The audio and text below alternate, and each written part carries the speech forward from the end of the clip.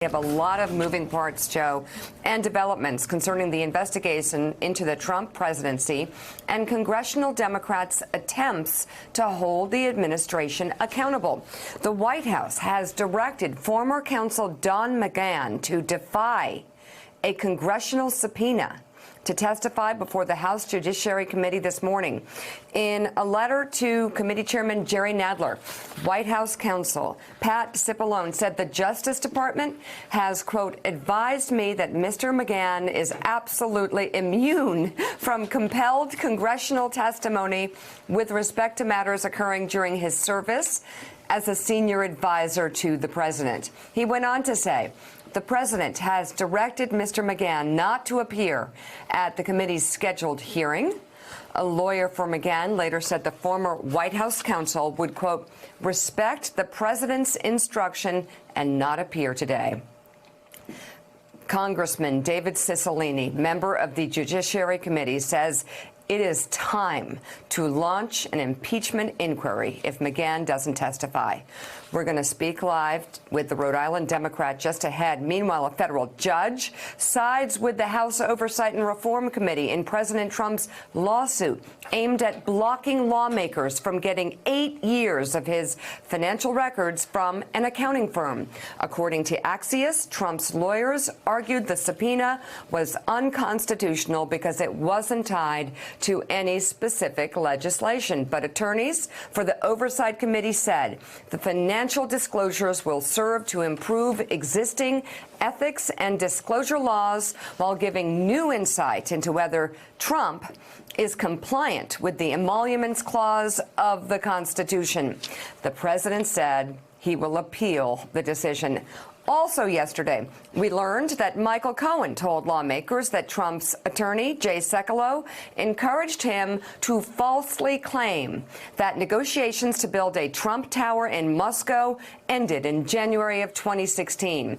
And more from Republican Justin Amash, who essentially said to Trump, I'll see your tweet attack and raise you another Twitter thread. He is doubling down on his assessment that the president engaged in impeachable behavior and is now explaining to the people who say one cannot extract justice without an underlying crime why that is just not so. With all that swirling, President Trump clapped along as supporters chanted for the jailing of his perceived enemies, while he had touted the Attorney General, who the AP describes as Trump's champion and advocate.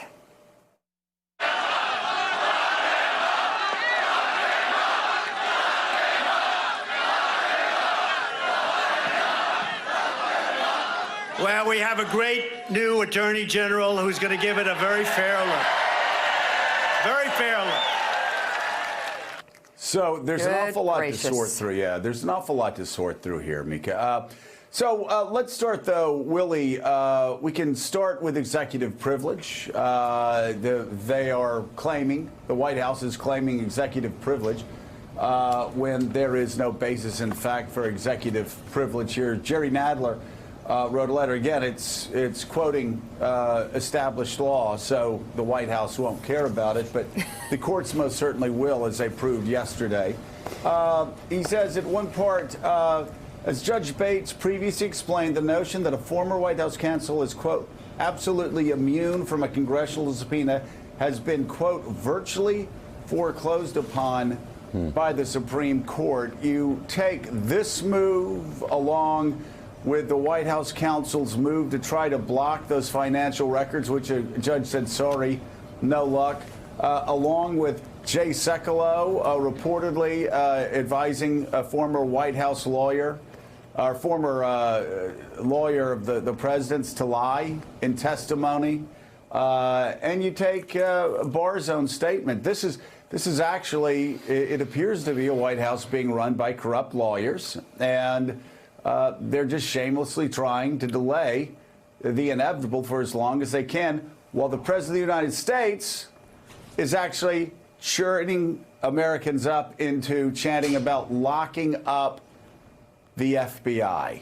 Yeah, and Where would you like to start on that? Well, you can see why the president in that clip we just showed is so pleased with the Attorney General, because this memo came from the Justice Department to Jerry Nadler and the Judiciary Committee saying that Don McGahn cannot testify because of executive privilege. Let's remind people that Don McGahn was, we can say, the star witness of the Mueller report. His name was cited more than 150 times, and Robert Mueller in Volume 2 made no conclusion on the question of obstruction. But Don McGahn laid out a number of instances where the President of the United States himself obstructed the investigation, including Jeremy Bash twice, where Don McGahn says the president asked him to fire the special counsel, also asked him to talk to Jeff Sessions about revisiting the idea of recusing himself from the investigation. Don McGahn, because the question of obstruction was left open by Bob Mueller, if anyone, is the man who should sit before the Judiciary Committee. Yeah, oftentimes congressional investigators, Willie, will try to get evidence from other sources if they, for some reason, because of privileges, can't get access to a main witness. Here, there are no really other witnesses. Don McGahn is the key witness. He was asked, he was directed by the president to do something that was unauthorized, illegal, and to lie about it to the records and to investigators. And so Congress has no choice. And, of course, we can't live in a society in which the president is above the law, above inquiry. The Constitution allows Congress to investigate the president's high crimes and misdemeanors. Don McGahn is going to have to provide testimony if Congress is going to be able to discharge that duty. Well, Jonathan Lemire, the White House is clearly set upon a strategy where they have found lawyers. The president's finally found, as he said, he's finally found his pit bull as an attorney general.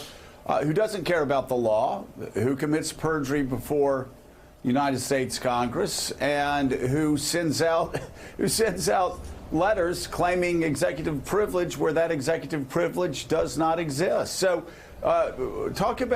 take us 30,000 feet and give us a bird's eye view of exactly what this White House's strategy is moving forward. It's a few things at once, Joe. First of all, to any Democratic probe, the White House strategy is simple. It's three words. Just say no.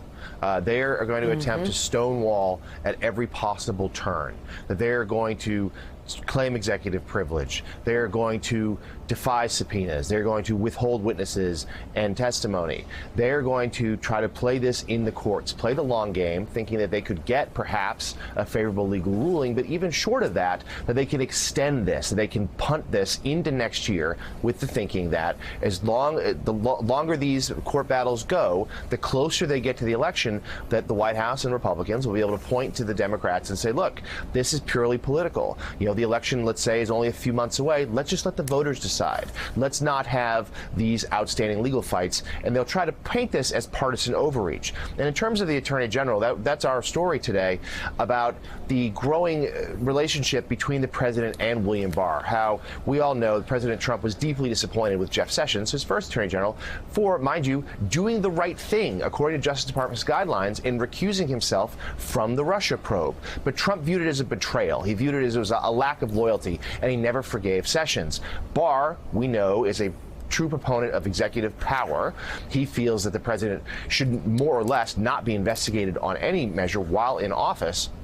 And Trump has been grateful for his efforts, the way he framed the Mueller report with that 4-page letter that really set the terms of the debate before we all saw the document, the combative press conference with reporters about the Mueller investigation, his testy standoffs with Democratic lawmakers on Capitol Hill when he testified then.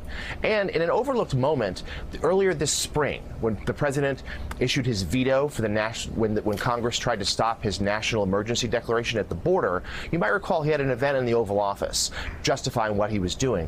And Barr stepped forward and said to him that the president, had legal standing to do this. And then he went a step further, surprising even Trump, saying, and sir, you have a moral imperative to do this for the American people. You're keeping us safe, or words to that extent. And Trump told people around him, starting on that day, and it's only grown in the weeks that have followed, that he finally had my Attorney General, that he had his Roy Cohn, he had his Bobby Kennedy, he had his Eric Holder, he had someone who was going to have his interests at heart.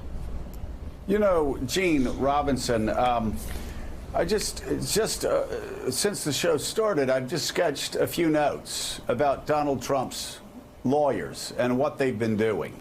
It's really shocking. This is just really all what's unfolded over the past 24 hours. It's all in the headlines. First, you have reports that the president's lawyer encouraged a key witness to commit perjury before Congress. You have an attorney general, of course, who committed perjury before Congress, lied. It's on tape. 3, you have an attorney general's claims of executive privilege that at least call where I used to practice law in Northwest Florida a sham pleading. There is no basis in fact for that, in fact or law. 4, you have a court rebuking White House lawyers for their sham pleadings in favor of the Oversight Committee getting Donald Trump's financial records. And 5, you had, I found just shocking. You had the Attorney General of the United States of America lying on camera about the origins of the Mueller investigation and actually talked about the Steele dossier when he knows he's a liar when he says that. He knows that was not the origins of it. This has been talked about for months and months. And yet he goes on TV, the Attorney General of the United States of America. Not only has he been caught lying to the House and lying to the Senate, he is now lying on camera about the origins of that investigation. So, Gene, where do we go from here? Justin Amash. I mean, you're writing about Justin Amash this morning. I can tell you, any other president would be going through impeachment hearings by now. For sure. Absolutely.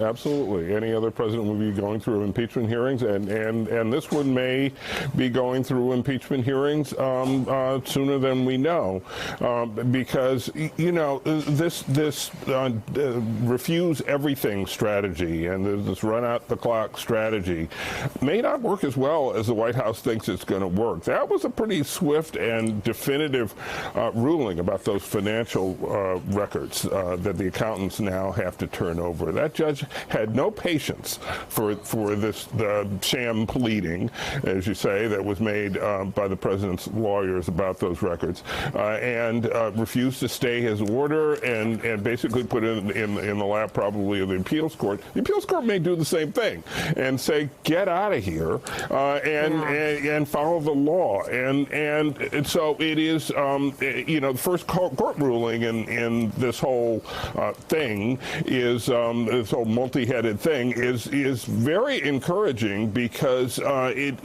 indicates that maybe the courts are not going to play along with the run out the clock strategy and are actually going to step up and say, you got to do what the law says you got to do. That would be that would restore one's faith, I think, in our system and its ability to exercise the checks and balances that are built into the Constitution. Because this president has no respect for them. The Attorney General has no respect for them. His idea of a lawyer is Tom Hagen, the Godfather. I mean, he wants a bunch of them, and apparently he's got them. Well, Mika, a lot of people might start talking about impeachment. That's a very long process. I think at the very least, you see all these ads by Tom Steyer talking about impeach President Trump. I'll tell you something that could be done more quickly and more effectively is looking back at what happened with Bill Clinton. Yes, Bill Clinton got impeached, but you know what else he got? He got disbarred by the United States Supreme Court and the Arkansas Supreme Court for what? For committing perjury. Yeah. Well, you have the Attorney General of the United States of America who has committed perjury. It's on tape. It would seem to make a lot of sense for Tom Steyer or other people who want to move this process forward and get honesty back in the White House to actually get some lawyers and actually start moving to get the Attorney General of the United States disbarred. The truth is out there. The evidence is out there. And as a certain New York City broadcasting legend said, let's go to tape. Yeah. I mean, that's what they should do. He is unworthy to be Attorney General of the United States, and he is unworthy of even being an officer of the court because he is lying every day. Well Thanks for checking out MSNBC on YouTube, and make sure you subscribe to stay up to date on the day's biggest stories. And you can click on any of the videos around us to watch more from Morning Joe and MSNBC. Thanks so much for watching.